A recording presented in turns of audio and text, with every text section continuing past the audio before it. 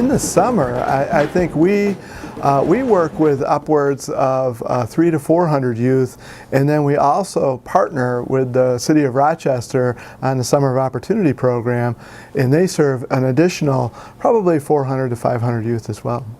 As far as employment, we provided about, between the two organizations, City of Rochester and Rochester Works, a little over 700 jobs, which means there's about 2,000 youth who don't have jobs or who applied. We have a significant void in this community when it comes to providing jobs for young people.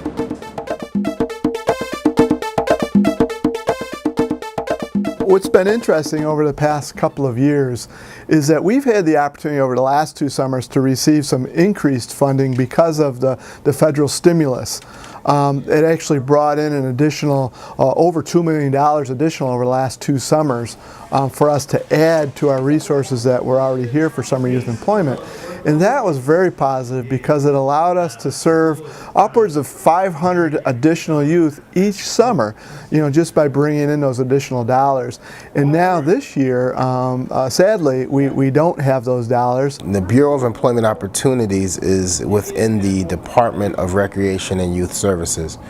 Over the past 6 years, the Department of Recreation and Youth Services has lost about 2/3 of its staff. I can't say how much of it's money, but a lot, millions of dollars have been cut from our budget. What the challenge is for us is that being able to kind of peak and serve a significant number of youth, and then now backing down from that and only being able to serve a fraction of those youth is challenging, because I think the community has certain expectations. They've seen that we've been able to provide certain levels of opportunities and experiences, and now we're cutting back and only able to save or to serve maybe a half of those. And even with funding, we only reach, probably less than 10% of the young people in the age range of 14 to 20 years old that could really benefit from summer youth employment. Yeah, I think it's the right path. Keeps kids off the streets, give them something to do, put a little money in their pocket. Well, I have a 14-year-old and 18-year-old. They do what they do. My job was to try to contribute by looking for their jobs. But it used to be a type of thing where if you knew someone, you could ask them for a job, that your child work somewhere, but it's not that way anymore. Because adults don't have jobs. Yeah, I think working in the summer is actually a great thing, because it's a chance for people my age to get ahead in what they need to do. For instance, I'm going to college in the fall, and if I work during the summer and save up my money, it really helps a lot when it comes time for fall and I got to pay for my books and things like that.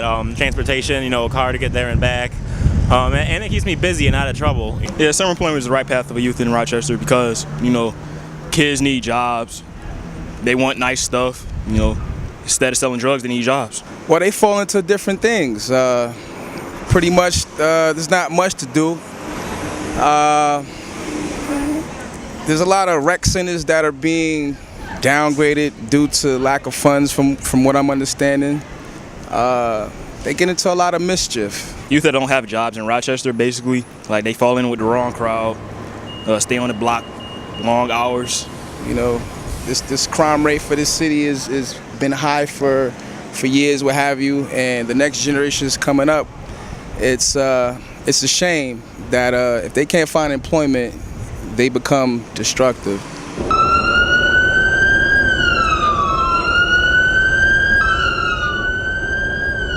The officer shot in the line of duty, clinging to life. Earlier this evening, just after 4 o'clock, we spoke with 911 dispatchers who at the time said that Rochester police were looking for a young teenage person of interest connected to this crime. Nixon Alleyne read an apology in court. It may not have had any impact on the judge. He didn't get the maximum sentence of 100 years to life, but it's unlikely Alleyne will ever walk the streets of Rochester again. And oftentimes young people that don't have those opportunities oftentimes are left to fend for themselves.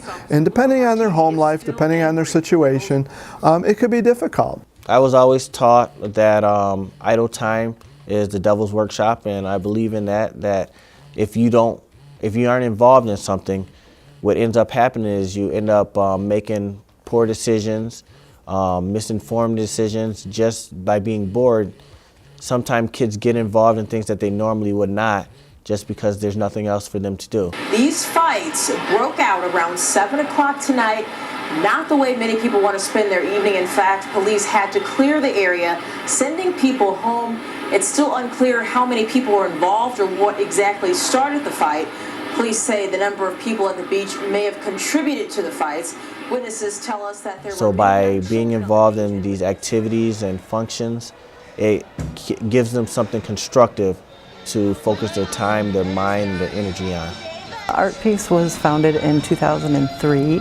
It's a not-for-profit organization that employs and educates young people using the arts, technology, and entrepreneurship.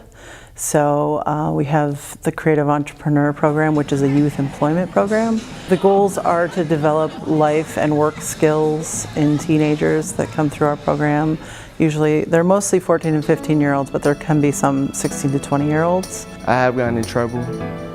They granted file, burglary, trespassing, fighting, etc. A lot more. It's a long list. I was really a hothead back then. I didn't really care. Either they'll send me back home or I'll end up in jail, Westfall. I'll send up in there, they had me in there for a couple of days. I felt hopeless. I was looking at the four walls every day, all day. You just think while you locked up, you think you could be home with your mom, your family. Your whole perspective was just different. When I was committing these crimes, I didn't have any work at all. I mean, kids at that age can do anything from breaking into people's houses to being at drug houses, you know, maybe just going up to a rec center and just starting a big fight for no reason. You know, those are the type of things that we primarily see. Young people are more vulnerable to that because of the level of maturity, because of the high energy, the natural risk-seeking behavior, the hours of not being governed by responsible adults. There's a whole lot that goes into why young people are at risk if they don't have a job or something constructive to do during the summertime. Youth want to feel a part of something, so if it's not something that is in a positive light, then a lot of times it ends up being into the negative aspects. Working with young children and mostly teenagers, I look back about my life when I was a teenager and I see how some of these girls they're living rough lives, and then you have the crowd that lived a good life. I was the type of teenager that lived the rough life because I was a ruthless teenager when I was growing up. Yes, I've been in trouble with the law before. When I was about 18, I got arrested for possession of a firearm. My experience, I did 4 days in jail.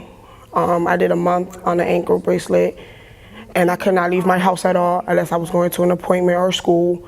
I did 3 years on probation, which my release date is September 10th of 2011, so I got a month to go before I get off.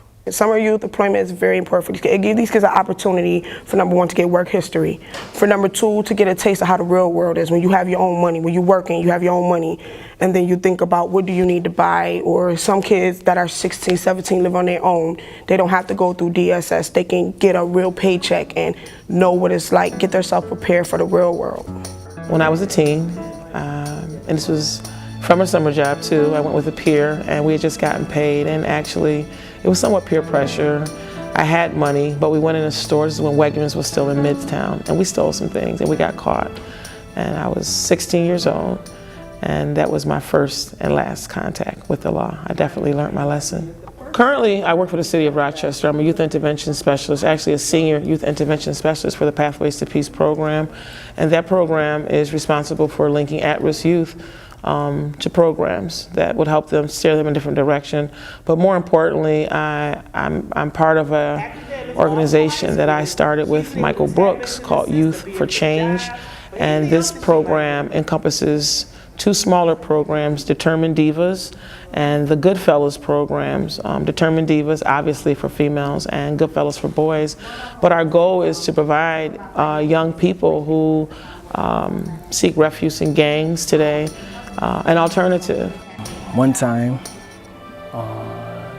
in my eighth grade year, I got jumped in school. Me and my cousin ended up going to we went to the store for my mom a couple days later. We seen one of the guys that jumped me. He approached us, so I kind of snapped, and my cousin backed me up. So from then we was on probation for assault until like winter of my 9th grade year. I came to ArtPeace. Everybody accepted me there. I fit in pretty well. I became part of the music group, and I was that section or that group of the ArtPeace. We worked on a CD that year. When I joined ArtPeace, I think it was Joe. He showed me that different ways to express myself on tracks. Like, he helped me to show different emotions on my tracks, on songs. So from then I started branching out. I rapped about, I still let my anger out, but I let it out in a more positive way. You never cried until the time you heard me rhyme. You wanted it, I showed it to you when you paid the price for my merchandise, which didn't read the warning on the back.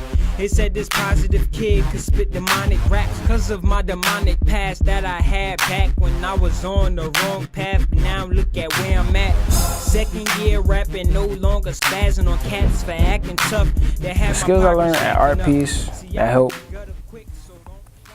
that showed me how to be an entrepreneur. We had to stay on top of our own project that we were working on. Like, it was our project, so we had to push for it. We had to put the time in. We had to keep everybody in our team on track. And so it was like basically putting ourselves in the leader position.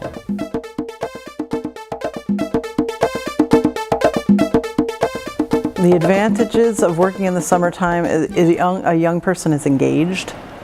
They are learning the value of a paycheck. So for many young people, it's their first paycheck working a summer program. This would be my first summer job. It's pretty good, it's not that bad. More experience as far as like with the art and all the crafts. I'm getting better at it and I like it. And making money. When I first had my first paycheck, I couldn't wait to cash it in. Buying a lot of clothes, having a little money in your pockets, now making it the negative way, the positive way. You learn good workplace behavior. You learn how to interact with people outside of school and home and on the street. You learn skills. I mean, you know, right now you're here, you're interviewing me. You got a camera on me. You have folks standing by making sure everything has been done right. You have all the setup. You have the tutelage. You have all these things that are helping you to learn a skill that many of your peers do not have. It just I don't know, it keep me motivated. Like, it's better than me staying in here than being on the streets. Like you could feel good that you earned your money instead of you finding out that you made dirty money and stuff. I did change by my experience, by being more humble, looking at things a little bit more different. Working with ArtPeace during the summer, it taught me responsibility, and it showed me that I had better things to look forward to with my life rather than getting into trouble. I had something better to do. The Determined Divas is a very good group. The lady her name is Beverly Jackson. She runs the group. She's wonderful. I've known her basically since I was 14. And I think if it wasn't for her and for her staying on me constantly, I wouldn't have changed my ways. And I thank her to this day for that. If I seen young kids in the crowd that was doing bad, I would tell them to, like I said, slow down. You move too fast, do what you gotta do, and stay out the streets. I think it teaches all youth to essentially grow into adulthood. It's self-sustaining. It enables young people to grow and to strive for their dreams, to live the lifestyle, live the life that they want to live, just like all of us want.